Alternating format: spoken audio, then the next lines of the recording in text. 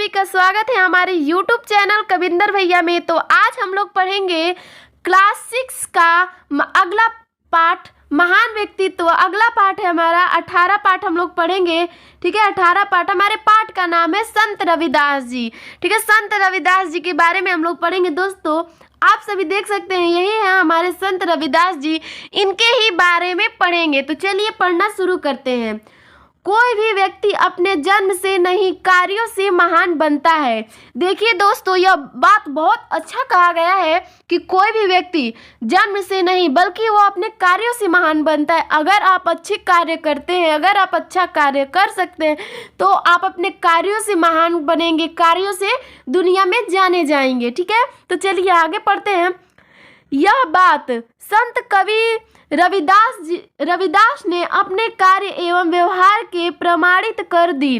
ठीक है, और ये जो संत रविदास जी हैं ये अपने कार्यों से, अपने व्यवहार से यह प्रमाणित कर भी दिए हैं कि कोई भी व्यक्ति जन्म से नहीं कार्यों से महान बनता है। ठीक है, अपने कार्य के प्रति पूर्णतः समर्पित रहते हुए ईश्वर भक्ति परक काव्य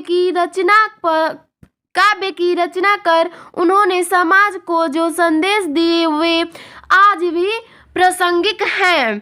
ठीक है, तो चलिए दोस्तों इनके बारे में पढ़ते हैं कि इनका जन्म कब, कहाँ और कैसे हुआ था। ठीक है, संत रविदास जी का जन्म काशी, जो काशी में वाराणसी है में हुआ था। ठीक है, काशी में बनारस में हुआ था। इनके पिता का नाम रघु तथा माता का नाम, ठीक है, माता का नाम घुरबिनिया था। ठीक है दोस्तों, तो पिता चर्म व्यवसाय करते थे। संत रविदास भी वही व्यवसाय करने लगे। वे अपना कार्य पूरी लगन और परिश्रम से करते थे। देखिए दोस्तों, ये जो संत रविदास जी हैं वे जो अपना कार्य था चर्म व्यवसाय का वो बहुत ही लगन से करते थे और परिश्रम से भी करते थे। तो आप लोगों ने सुना होगा परिश्रम का फल हमेशा मीठा होता है। ठीक है, तो चलिए दोस्तों आगे पढ़ते हैं। समय पालन की आदत तथा मधुर व्यवहार के कारण लोग उनसे बहुत प्रसन्न रहते थे। देखिए दोस्तों, इनका ऐसा व्यवहार जो है वो इनकी यही आदत से लोग बहुत ही प्रसन्न यानी बहुत ही खुश रहा करते थे। साधु संतों की सहायता करने में उन्हें अत्यंत आनंद मिलता था। और जो संत रविदास जी हैं उनको साधु संतों की जो मदद करते थे उन्हें बहुत ही आनंद, बहुत ही अच्छा लगता था। ठीक है, स्वामी रामानंद काशी के प्रतिष्ठित संत थे। ठीक है, रविदास उन्हीं के शिष्य हो गए। तो देखिए रामानंद, जो स्वामी रामानंद थे वो काशी के प्रतिष्ठित संत थे और जो रविदास जी हैं उन्हीं के शिष्य हो गए। किनके? तो रामानंद जी के। ठीक है, अपना कार्य पूरा करने के बाद वे अधिकतर समय स्वामी रामानंद के साथ ही बिताते थे। मतलब कि जब वो अपना काम पूरा कर लेते थे तो वो अधिकतर समय ज़्यादा से ज़्यादा समय स्वामी रामानंद के साथ बिताते थे। देखिए दोस्तों, मन चंगा तो कठौती में गंगा। ठीक है, तो देखिए दोस्तों यह बहुत अच्छी बात है। और देखिए दोस्तों, ये कहा भी जाता है हमारे गांव में कि मन चंगा तो कठौती में गंगा।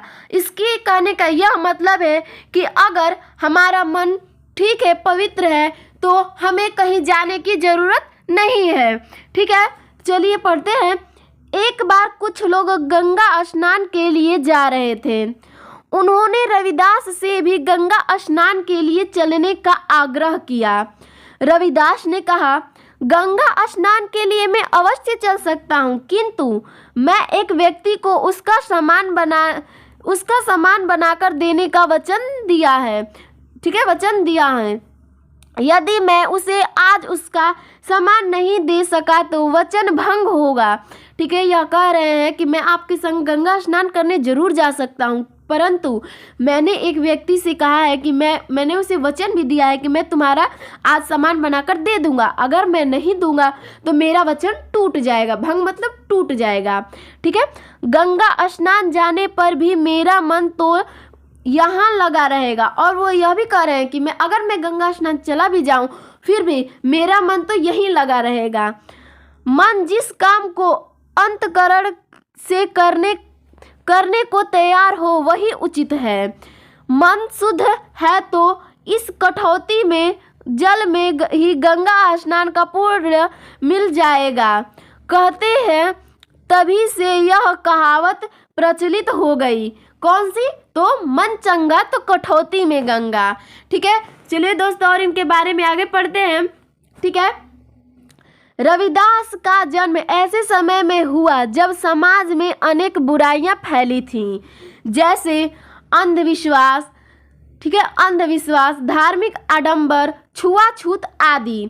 ठीक है, मतलब कि इनका जन्म कब हुआ? तो देखिए दोस्तों, ऐसे समय में इनका जन्म हुआ था कि जहाँ पे बुराइयां थी, बुराइयां फैली थी। कैसी बुराइयां थी? तो जहाँ पे लोग अंधविश्वास करते थे, धार्मिक आडंबर में रहते थे, छुआछूत मानते थे, ऐसे ही आदि में उनका जन्म हुआ था। रविदास ने इन सामाजिक बुराइयों को दूर करने का प्रयास मतलब कोशिश किया। वे स्वरचित भजन गाते थे। देखिए दोस्तों, यहाँ स्वरचित मतलब कि खुद का रचित, वो खुद का रचित एक मतलब भजन गाते थे तथा समाज सुधार के कार्य करते थे। उन्होंने लोगों को बताया कि बाह्य आडंबरों और भक्ति में बड़ा अंतर है। ईश्वर एक है।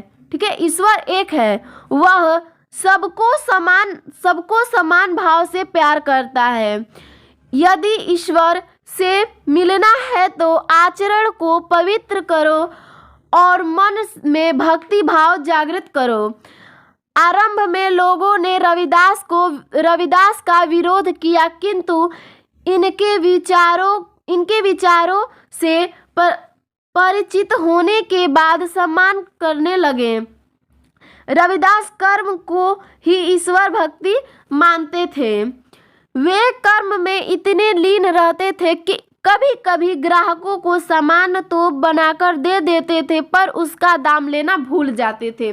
देखिए दोस्तों, ये जो है ये अपने कर्मों को ही अपना ईश्वर भक्ति मानते थे, और वो ईश्वर भक्ति में इतना लीन हो जाते थे, इतना लीन, कर्मों में इतना लीन हो जाते थे कि ग्राहकों को सामान तो बनाकर दे देते थे, पर उसका दाम लेना भूल जाते थे।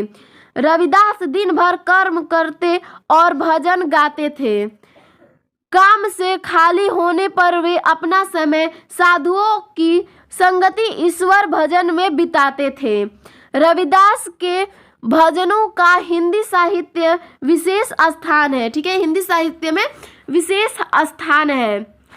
तो देखिए दोस्तों, यहाँ पे रविदास के विचार, मतलब इनके विचार क्या थे, तो यहाँ पे उनके कुछ विचार है, ये बहुत ही महत्वपूर्ण है। ठीक है दोस्तों, तो चलिए इसको देख लेते हैं। यह है कि राम, कृष्ण, करीम, राघव, हरि, अल्लाह एक ही ईश्वर के विभिन्न नाम है। मतलब कि यह बोल रहे हैं कि जो राम है, कृष्ण है, करीम है, राघव है, हरि है, अल्लाह है, ये सब एक ही ईश्वर के मतलब विभिन्न नाम है। ठीक है, सभी धर्मों में ईश्वर की सच्ची अवधारणा पर बल दिया गया। वेद, पुराण, कुरान आदि धर्म ग्रंथ एक ही परमेश्वर की गुणगान करते हैं। ईश्वर के नाम पर किए जाने वाले विवाद निरर्थक एवं सारहीन है। सभी मनुष्य ईश्वर की ही संतान हैं, अतः ऊंच नीच का भेदभाव मिटाना चाहिए। अभिमान नहीं अपितु परोपकार की भावना अपनानी चाहिए। अपना कार्य जैसा ही हो वह ईश्वर की पूजा के समान है। ठीक है, चलिए इनके बारे में आगे पढ़ते हैं और क्या क्या है। संत रविदास के सीधे साधे तथा मन को स्पर्श कर लेने वाले विचार लोगों पर सटीक प्रभाव डालते थे। लोगों को लगता था कि रविदास के भजनों में उनके ही मन की बात कही गई है। धीरे धीरे उनके शिष्यों की संख्या बढ़ने लगी। वे लोगों को समाज सुधार के प्रति जागरूक करते तथा प्रभु के प्रति आस्थावान होने के लिए प्रेरित करते। वे सामाजिक सुधार एवं लोगों के हित में निरंतर तत्पर रहते थे। ठीक है। संत कवि रविदास अपने उच्च विचारों के कारण समाज एवं हिंदी साहित्य में महत्वपूर्ण स्थान रखते हैं। उनका जीवन कर्मयोग का आदर्श उदाहरण है। उन्होंने अपने आचरण तथा व्यवहार से ही प्रमाणित कर दिया कि मनुष्य अपने जन्म तथा व्यवसाय के आधार पर महान नहीं होता, अपितु विचारों की श्रेष्ठता समाज हित के कार्य, ठीक है, समाज हित के कार्य सद्विचार विचार जैसे गुण ही मनुष्य को महान बनाने में सहायक होता है। तो दोस्तों यहाँ से हम लोगों ने रविदास जी के बारे में पढ़ा। अब इससे रिलेटेड कुछ अभ्यास प्रश्न कर लेते हैं। तो चलिए अभ्यास प्रश्न शुरू करते हैं।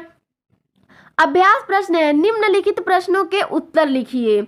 प्रश्न पहला है, संत रविदास का पैतृक व्यवसाय क्या था? तो उत्तर है, संत रविदास का पैतृक व्यवसाय जूते बनाना था। ठीक है। तो मतलब वो क्या काम करते थे, मतलब संत रविदास क्या काम करते थे? तो वो मतलब जूते बनाते थे। ठीक है। तो दूसरा प्रश्न है, संत रविदास के समय समाज में कौन कौन सी बुराइयां फैली थीं? तो उत्तर है, संत रविदास के समय समाज में अनेक बुराइयां फैली थीं, जैसे अंधविश्वास, धार्मिक आडंबर, छुआछूत आदि। ठीक है दोस्तों। तो चलिए हम लोग 3 नंबर प्रश्न करते हैं। तो हमारा 3 नंबर प्रश्न है, रविदास ईश्वर से मिलने के लिए कौन सा तरीका बताते हैं? ठीक है। तो उत्तर है, रविदास के अनुसार ईश्वर से मिलने का तरीका आचरण को पवित्र करना और भक्ति भाव रखना है। ठीक है। तो चौथा प्रश्न देखते हैं, 4 नंबर प्रश्न, मनुष्य को महान बनाने में कौन से गुण सहायक हैं? तो उत्तर है, विचारों की श्रेष्ठता, समाज हित के कार्य और सद्विचार जैसे गुण मनुष्य को महान बनाने में सहायक होते हैं। तो दोस्तों अब हम लोग 5 नंबर प्रश्न देखेंगे। तो हमारा 5 नंबर प्रश्न है, संत रविदास के मुख्य विचार क्या थे? ठीक है। उनके मुख्य विचार क्या थे? तो जैसे मैंने आपको ऊपर बताया, तो चलिए इसका उत्तर भी देख लेते हैं। उत्तर है रविदास जी के विचार। तो चलिए इनके विचार देखते हैं। पहला विचार है इनका, राम कृष्ण करीम राघव हरि अल्लाह एक ही ईश्वर के विविध नाम है। दूसरा हम लोगों का, सभी धर्मों में ईश्वर की सच्ची अवधारणा पर बल दिया गया है। तीसरा है, वेद पुराण कुरान आदि धर्म ग्रंथ एक ही परमेश्वर का गुणगान करते हैं। ठीक है।